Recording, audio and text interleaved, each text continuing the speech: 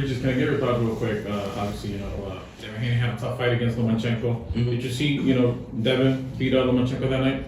I thought it was close, man. I thought it could have went to. I think it could have went to Loma, but at the same time, Devin was the champion. You got to beat the champion. So did Loma beat the champion? Probably not. But if it was just a Devin Haney versus Lomachenko, Loma could have got it. But if it was a champion versus a challenger, you got to keep it. I think you got to leave it to the champion.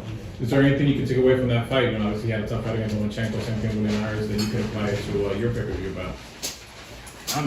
For me, like I said, I think Haney is gonna close his holes. I'm gonna close my holes. He's gonna close his holes. No, he's gonna close. We gonna both close our holes. So if things happen, then they happen. If things work, then they work. And if not, like I'm not banking on that. I'm not banking on a Lomachenko fight. I'm banking on my fight with him. If you're able to get past Haney, obviously a tough matchup. You always want to get that rematch with Josh Taylor. In my opinion, I thought it was close. It could have gone either way. But is that still, something that you need to get done at some point? It's something I definitely want for sure. It's definitely something I want. But is he gonna stay at 47 or 47? Or it depends. But I feel like it's just way more out there right now. Like I said, I want the big fights. I do, and it's way bigger fights out there than like a Josh Taylor rematch. Yeah, personally, I want it. But business wise, it's bigger fights. So we'll see after the Haney. Then we'll see what's on the table. And he mentioned that the winner, he would like to get Ryan Garcia. Is that a bigger matchup to make? Of course, definitely. Yeah, way bigger than Josh Taylor too. I mean, it'll be cool to fight Josh Taylor, but like Ryan Garcia is way bigger, just way bigger. Do you consider Ryan Garcia a legit guy at 140? Because now he's a little anti, social media. In the beginning, it was like, okay, the misfits boxing, taking over boxing in a sense. But now there's a lot of backlash. What are your thoughts on that? What is he a real guy? Is he like legit champion, or is he more? He's not a champion. He's never been a champion, so you can't say a legit champion. He's never had a belt. Of course, everybody say, "Oh, the belts don't matter when they don't have them," but as soon as they get one, they start crying on TV and shit like that. So yeah, people say, "Oh, the belts don't matter." But you get what I want to be a world champion forever. So yeah, people full of shit. But we'll see. We'll see what happens. Can you hear your thoughts real quick? A lot of people don't give Terence Crawford a lot of credit for getting Errol Spence. You pretty much fought the same guys he fought. Mm-hmm. So do you give him the credit, the benefit? I've been giving him the credit. I've been telling people, listen, this dude is special. People didn't like. I've been studying boxing. I'm gonna like bring his story, and I know back in the day, and like I'm gonna tell you, like he's one of them. Like he really is. I've been saying about Crawford for a long time. He can switch. He's mean. He got skill. He got all that stuff. Like he's really legit for a long time. I think he didn't have the press behind him, maybe because of his attitude, but like fighting wise, he's good. Did you give him a shot at Canelo? For that. I don't give him a shot at Canelo. It's a different. No, it's just weight class. It's different weight classes. I think like people try to. We try to match people too much. It's like, yeah, like Canelo's really good and Crawford is really good, but I just look what he did to Jermall. Just shut him down. The power. It's just they make weight class for a reason. I think that I don't see him beating Canelo. Could be wrong, but right now I don't see him beating Canelo. With this fight being in Frisco on the West Coast, where's your base of training? I'm here, LA. Los Angeles. I've been here for the last month. I've been training in Texas, then I've been here for the last month. I go home tomorrow. My son's birthday is tomorrow. My son's birthday is Friday, and I stay out there for 2 weeks, and then I go back. Then I come back out here and just finish out camp. So really the West Coast. As a historian of boxing, with all these great matchups, your fights, great matchups, Spence Crawford, all these great fights that we're getting, if Prograis, the promoter, can put his hat on, what matchups do we still need to get that haven't occurred already? I think you need Shakur and Tank, for sure. You definitely need Shakur and Tank. Let me see. I think you need like Jermall, like Charlo, and like a Canelo, Benavidez and Canelo.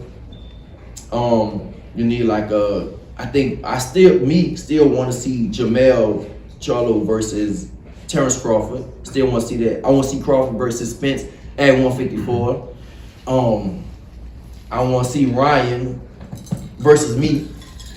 I want to see Tio versus me. And that's pretty much, yeah. That's pretty much. How do you see your Jermall Canelo? I'm biased, bro. I grew up with Jamal, so I gotta go with Jermall. you know, I definitely go with Jermall. I was biased with Jermall too, but he was too much with Jermall. But Jermall is the bigger one, so I would, you know, once he gets mentally focused, once he gets mentally right, I think, you know, he's been out of the ring for 2 years and stuff like that, so he hasn't. But yeah, I think once he gets focused, he'll be better, and I think he give him a run for his money. With Speaking of that defeat, that defeat that you mentioned that Devin had on his record, there was also rumors that Chavez, the legend itself, had one of those losses deleted from his record. We don't know if it's true or not, but I saw that. Yeah. Yeah. How did that come about, or if you want to touch on it? Just heard about it. I heard about it, and then I heard it was actually true. That's it. So of course I bring it up. Like people try to hide these things and stuff like that. But I heard about people. Somebody told me. And then somebody credible, I put it on Twitter, and then somebody credible actually texted me like, it is true. It's actually true that he really got that removed and stuff. So, it's Mexico. You can do all kinds of shit out there. So that's what I heard. He did it. Is it true or not?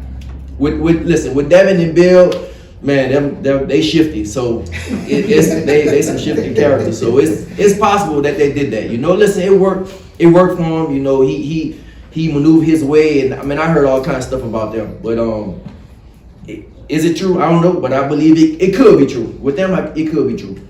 How was it, just that environment, being at the press conference at the Chase Center, obviously his hometown in a sense, Oakland? It was cool. It was cool. I don't get pressured by none of that stuff. It was cool. I let my coach fuss. They fussed it out, and that's cool. I'm not worried about that. How was that face-off? We saw the size advantage that he could be fighting at 147 today, but. It's nothing, bro. Like I said, we can't do nothing right now. It's just like we gotta fight. We gotta fight on December 9th. So all this back and forth talk, that's let them have it. Do you give them credit for coming up to 140 and taking you right from the get-go? I think that they looked at my last performance for sure. If I would have blasted Zorilla in 1 or 2 rounds, they would be like, hell no, I'm not fucking with him. But since my performance was kind of shaky against him, they was like, all right. He'll be next. I'm sure you see yourself as the best 140 pounder. Who would you rank second, third, and so forth? I think Tio is probably second, and third, Matias seems kind of good too. Mm-hmm. Yeah, Matias seems kind of good. Not a lot of people talk about him. Why do you think that is? I think they don't want those problems. Yeah, people probably like, damn, stay away from him. They probably like, it looked like he kind of a tough fight and stuff. Like people probably like, oh, he might not. They'll probably leave him alone. Then he's not a big fight either. That's the thing. People don't really know him and stuff like that. So if people want big fights, they like, I'll stay away from him because it's not a big money fight. Mm-hmm. And with this camp, you brought in new coach Julian Chua, which is why you're in Los Angeles. Can you talk a little bit about making some changes to the coaching staff while still also keeping Bobby Benton as the head trainer? Well, with Julian, we just working on so much. Like literally, my last camp, we barely get. He saw me spar one time. Then he came for the fight, which was the fight was Saturday. He came on Thursday, so we didn't really get to work. But this time, I've been out here. I've been out here already over a month, and right before that, I came out here and worked with him anyway. So just with him, I've been just tightening so much stuff up, and I just can't wait to go out there and perform. It showed my skill. That's the thing. People putting this as power versus power. It's no, this is gonna be skill versus skill, because you put not power versus skill. It's no, this is gonna be skill versus skill. I'm not. Of course, if you put skill versus power, skill's gonna win. No, we're not doing that. It's gonna be skill versus skill. I want to show people my skill. Obviously, I have power in both hands, but this is gonna be, for me, this is gonna be skill versus skill. And I want to show people what I've been working on. It's not gonna look nothing like the last. When I got 30 fights, it's not gonna look nothing like the last 30 fights at all. Nothing like it. Do you feel like you have to take Devin out of his comfort? I know the jab is his key to victory at all times. Do you have to make the fight uncomfortable and dictate the terms the way you feel like you need to win the fight? Listen, the way I've been sparring and the way I've been training out here, I feel like I'm gonna do everything better. Everything. I feel like my jab will be better. I feel like obviously I'm gonna have more power. I feel like my feet work will be better. I feel like my head movement will be better. My defense will be better. I feel like I'm gonna beat him on every level. It's not gonna be nothing he's gonna do. Nothing. Just how. And I'm not being cocky or nothing like that. It's just really confident because of what I've been working on. Like I said, I've been sacrificed. I came out here and I've been working my ass off on just closing all my holes up. And of course, I know I had a lot of holes. Like for me, I got to the top just by fighting. You know, people don't know my story. I literally became a 2-time world champion just by fighting. That's it. Like I didn't box. I never really boxed nobody. I just fought everybody, you know? So, because that's how I came up. I started boxing late when I was 17 years old. So I didn't box. I just fought everybody. I was strong. I'm durable. I have a chin and I can punch hard. And that's how I got to the top. But now, out here, I'm closing up holes. I'm boxing. I'm using skill. So that's how I'm feeling. And last one for me, you said on Twitter you got into a car accident the other day. Is everything okay? Yeah, it's cool. Now somebody ran in the back of me real. I got a fucking strong ass car. I got a G-Wagon, so it's like a fucking tank. So I got a little scuff, but it's cool. The other dude car was fucking folded, but mine cool. So I'm good. Just physically good? That's good. Physically good, yeah. You've accomplished quite a bit and garnered a lot of respect from boxing journalists and fans. How much longer do you feel like you want to stay at 140? I feel like I stay at 140 the rest of my career. I don't feel like I need to go up to 140. And obviously, money is a big, big motivator, but I'm making the weight easier and easier. Like I said, my last time, I don't want to tell people too much, but like how I make the weight, but it was just way easier. It was just like, when you cut weight, it's always gonna be tough. It's always gonna be tough. But it was way easier than the last time. So I definitely feel like I can stay 140 the rest of my career. Like, listen, my idols is, I got Marvin Hagler tatted right here. Like, one of my idols, Marvin Hagler, like, he stayed at his weight. It was like he was that weight class. Like, you can go to whatever weight class you want. But this is my weight class, and that's how I want to be at 140. This is gonna be my weight class. You look at Marvin Hagler, look at like Aaron Pryor. This was their weight class. That's what I want to be. This is 140, my weight class. You go to 35, you go to 47. 140, this could be my weight class, and that's why I'm staying at 140. You mentioned Marvin Hagler. I noticed you had some other boxers Yeah. tattooed. What could you briefly explain some of your tattoos? Marvin Hagler, I got Bruce Lee, I got Muhammad Ali, I have this Harry Armstrong, Joe Louis, Ray Robinson, and yeah, that's it. What quality do you think all of those people have in common? Because they're clearly meaningful to you, so do they have a common thread to why you want them tatted on your body? There was just for like you talking about like a Joe Louis and like an Ali and like a Ray Robinson, they was just like bigger than life, especially like Ali and Joe Louis, they was bigger than life, like if people don't know about, y'all probably know about Joe Louis, but at the time Joe Louis was the shit, and Ali came around, he was like the shit, and same thing Ray Robinson, they was like these like fucking pop, like super big people, right now boxers don't have that, and I don't know if boxers gonna have that, because back in those days, it wasn't like baseball and basketball, football players, they wasn't like the big things. The biggest thing in the world was a fucking boxer, so that's why same thing with like a Harry Armstrong, he won all those divisions at the same time. So in Hagler, like I said, he's one of my idols just because he just was like, he was so disciplined, and he stayed at his way his whole career, and I feel like I have a lot in common with him because he didn't get the respect he deserved, until way later in his career. That's how it usually happens anyway. Among those names in the 140-pound division, who else do you think is challenging? I think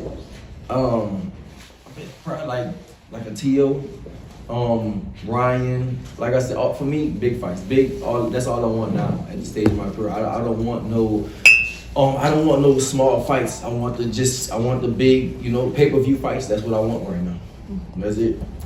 Going to the Bay Area is an interesting choice of venue. It's not an area that does a lot of boxing. What do you like about the selection of that as a staging for the fight, new fans, exposing new people? It's a lot of money that lives in San Francisco. So what are your expectations of having a fight there and beyond? It's no expectation. I think it's gonna do well. It already sold, what I understand, like over 9,000 tickets already, like the first week. So I think it'll do well, but I have no expectation. I just want it to be a big fight, big event. I feel like right now we're getting in the stage of the big fight, making the big fights, and this is one of those big fights. I think the boxing fans and stuff like that is tired of, you putting these fighters you keep putting fighters against fighters that they know they're gonna win. You know, right now we need to have these fights that you don't know. You don't know which side is gonna win. So, you know, going back to your question, like the big area, like I have no expectation. I'm just like ready to go, and as long as it's packed, I'm happy with it. Was yesterday your first time being face to face with Devin? As far as press conference, yeah, I've been around him a bunch of times, but as far as like, yeah, fighting wise, yeah. Were you able to sort of physically size him up? Because he's big. Yeah, Like, I'm right. He's I'm big, surprised he made 135 as long as he did. Right. That's I like a mean, welterweight. yeah, for me that don't matter. You know, it's the size. Size don't win fights. You know, so I don't worry about that. Yeah, he has a little size, but at the same time, Do you expect him to be stronger and more durable than he has in the past, weighing in at 140? Maybe. We'll see. You know, maybe. For me, I want to. I expect him to be stronger. I expect him to be bigger. I expect him to be stronger. But you know, I could be surprised. I'd rather be surprised the other way instead of like. Basically, I'd rather be surprised and say, "Oh shit, he not as tough and hard as he hit than I think he is." You know, so for me, in my mind, I'm going and thinking he is going to be bigger, he is going to be strong, and that's what I'm training for—a bigger and stronger Haney. After your last fight, you put out a video of you making weight or the weight cut. I didn't understand what was going on, but you're in a bathtub. Right. It's like a sweating process. Right. Has it become a struggle for you to make 140 pounds? It's actually getting easier. It's always gonna be tough to make weight. You know, if you're making weight, it's always gonna be tough to make weight. But it's getting easier. You know, like so. Yeah, it's getting my last like. So I don't know if you know, like I missed weight before when I fought Chavez. I missed weight. Then after that, I thought I kind of made an excuse. I said I didn't make weight in the whole year, so maybe that's why I missed weight. So then I fought Alvarez catch, and it was like at 42 or something like that. And I still missed weight, and so it was like, damn, maybe I need to go up to 47. And so then I said, you know what I need to do? I need to hire a nutritionist, and I did that. And I started. Now with the nutrition, I started making weight his way, and it's been easier and easier. And so the last time in New Orleans, it was actually easier than I've been working on like 3 fights now, so it was actually easier than the first 2. It looks like you're keeping your weight down between fights. Right. Well, I train all. I'm literally. I mean, you know, some guys, you some see people between blow up and fights, stuff you like see it that. in the face and the neck. It's like, okay, you're eating good. Yeah. No, I train year round, so you know, and I try to like take care of my body, try to stay healthy and stuff like that. Try to eat at least a little right. What do you think is Haney's best win? Probably long. I think it's long. I mean, I think his best win is the Lomachenko. Yeah, Loma. I mean, Loma was the former like pound for pound #1 people had him. Because I think he had a close fight with him, but I think Loma was his best win. What do you think he did well in that fight to get him to that win? What did he do? Just I think at first, like he started with the body shots and stuff. Like it was still a really close fight, and some people could have had it for longer, but he did get the victory. But I think early he just started with the body shots. That's kind of and just popping his jab off. He faded kind of late in that fight. Did you see any, perhaps, weakness that you're trying to take advantage of? No, I'm not worried about that. I can't for this fight. I'm expecting Haney to be really strong, really fast. He's gonna work on all that. So I don't want to have that in my mind. Oh, he's gonna be weak, or he's gonna be this. He's gonna fade. No, I want 12 rounds of a strong Haney. That's what I'm focused on. So I can't really look at his past fights because the past fights is not gonna be the same as this fight. You think he's going to give you a tougher fight than Josh Taylor? I don't know. We'll see. I can't see it, but we'll see. We'll see if it happens. By you being world champion and you're fighting in his home turf, would you have preferred to fight in your hometown? No. I'd rather not fight in my hometown. I mean, you being in a position as world champion. Right. But I don't made that choice, couldn't you? I'm pretty sure I could have, but my last fight was in New Orleans. And I don't want to fight in New Orleans. Like for this fight, I wouldn't want to fight in New Orleans. So it's cool. Wherever the fight is big at, that's why. At first it was supposed to be like in Vegas, and so then all the venues was taken up for Vegas. So that's why I wasn't there. But for me, California is cool. It's like I won my second world title in California, and I feel like this is gonna be an outstanding performance for me. California is just something about California I do good at, and I train here. I used to live here, so yeah, I'm cool with it being in the Bay Area.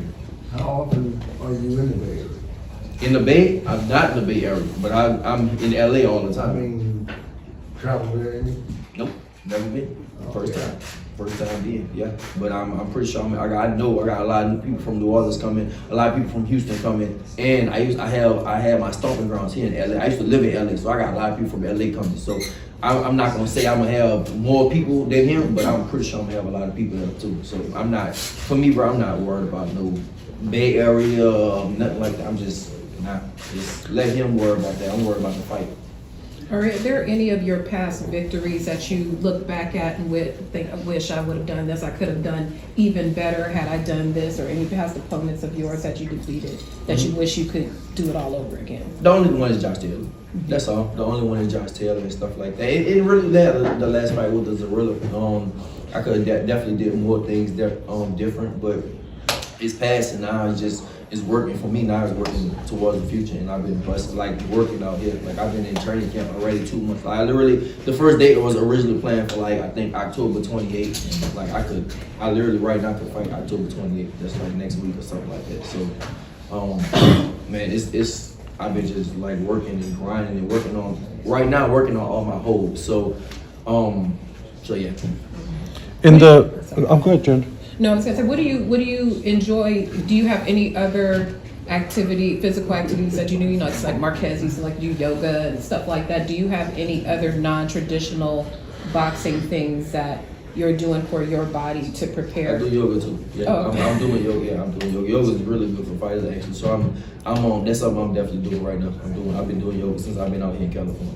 Was the quiet hard for you? A lot of people say when they do yoga, it's hard to get into the whole mind and the meditation because it's so quiet. It's just you versus the mat. Right. Was that a challenge for you? Not first really started? now. So we do it right after we do yoga right after we run. So after that, you really want to be quiet. Like we do a long run, and then after that we go right to the gym and do yoga. So it's like it's not hard to do that.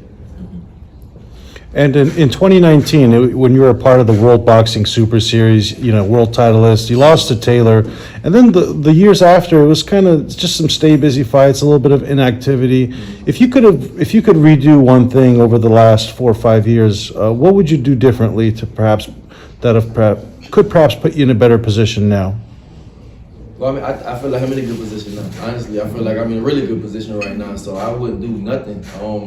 Yeah, I mean, it all that stuff is prepared me for now. All the waiting and all that, like frustration. I told people I'm gonna be a 2-time world champion, and everybody would say, "Oh, you stupid!" Like because right after the Josh Taylor fight, I was supposed to fight Maurice Hooker, and that was at first the weight was like at 143 or something, like catchweight 143, and then the fight got scratched because of COVID, and then after that we revisited, and he was like he ate and something like that. He can't do that. He had to do 147. So I was like, I'm not going to 47. I'm telling you, I'm going to be a world champion again. I know I'm going to be a 2-time world champion. Nobody couldn't understand it, but I'm telling you, I'm going to be a 2-time world champion. And so everybody, oh, you stupid. It was good money and stuff. Oh, you shouldn't do that. You should go ahead and fight Maurice Hooker. I'm like, I'm not going to I'm telling you, I'm not going to 47 because I'm going to be a world champion again.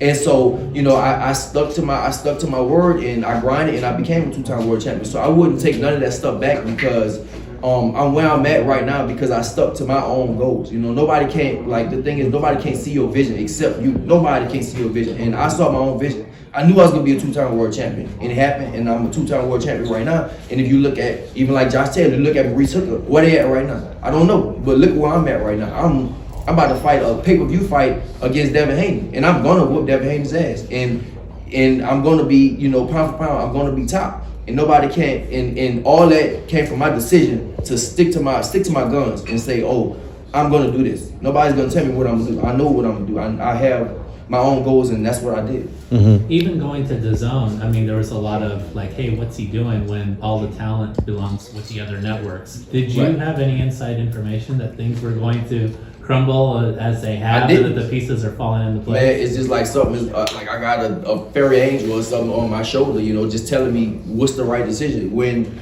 you know, so like I had the top rank deal and I had the Metro deal on the table, and back and forth, I went from this, as my wife, I went back and forth. Every day I'd be like, I'm going with top rank. Let's just call top rank, I'm gonna go with them. Then at nighttime, I wake up the next day, it's Metro, top rank, Metro. It was like this every single day. And you know, maybe Eddie was full of shit, which he is full of shit a lot of times, but you know, Eddie told me, he met me in Houston, and Eddie told me, he was like, listen, what we're gonna do, the plan, the Metro plan is we're gonna get you a homecoming fight. Then after that, you're gonna fight Haney, or a big fight, Haney or Ryan Garcia. Now at the time, Haney was with ESPN, so he probably could have been full of shit, he don't know, but it came true, you know, it really came true. Like, he literally said Haney. That was the first thing he said, you get a big fight with Haney or like a Ryan or something like that, we're gonna get you a big fight. And that's what I did, and that's where we at right now. So, you know, that was like, you know, one of the decisions to go to Metro. Can you go back to that, to rebuilding and the belief in yourself, because we see so many fighters come up short and they just crumble. Right. And like you mentioned, Maurice Hooker, Josh Taylor, we don't know where they are. So what were you doing for yourself to kind of reaffirm that I'm going to be a champion again? Because you haven't crumbled, because here you are. Right, I went, like, I bought a big ass house in Texas, and I have my own gym. So I literally train every day. Every night I'm in the gym every night. So I know what I'm doing, and I know these people aren't doing the same thing I'm doing. I'm training. I go to the gym in the daytime, I go downtown in the daytime. At nighttime, I'm in my gym, like grinding by myself, no music, no nothing. Literally, like I said, my wife right here, grinding every night by myself, and just grind. I know, like, I'm gonna be a world champion again. That was just my belief, and I knew it was gonna happen. Like, if I put the hard work in like this, it's gonna happen, and that's exactly what came true. Are you a Kobe Bryant guy? Because he's the Of course, definitely Kobe Bryant fan for sure. I grew up on Kobe, so yeah, for sure.